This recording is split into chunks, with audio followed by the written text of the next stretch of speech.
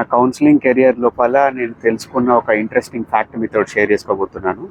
కులపిచ్చి బాగా ఉన్న ప్రాంతం ఏంటి, ఏ ప్లేస్ లోపల అత్యధికంగా కులపిచ్చోళ్ళు ఉంటారు. మనం అనుకుంటాం తెలంగాణ లోపల ఏదో ఒక జిల్లా కావచ్చు, ఆంధ్ర లోపల ఏదో ఒక జిల్లా కావచ్చు, పర్టికులర్ ఏరియా కావచ్చు అని.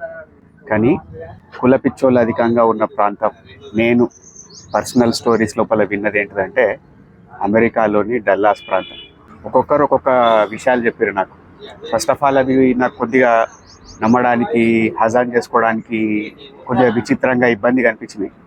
కానీ ఇంత చదువుకొని అమెరికా లాంటి ప్రాంతానికి వెళ్ళి సాఫ్ట్వేర్ జాబులు చేసుకుంటూ మోటల్స్ నడుపుకుంటూ మంచి ఎస్టాబ్లిష్ అయిన వ్యక్తులు కూడా మన విద్యార్థులు పాపం చదువుకోవడానికి బ్రతుకుదరు కోసం అక్కడికి వెళ్తే వాళ్ళని ట్రీట్ చేసే విధానం it's almost like treating them like shit.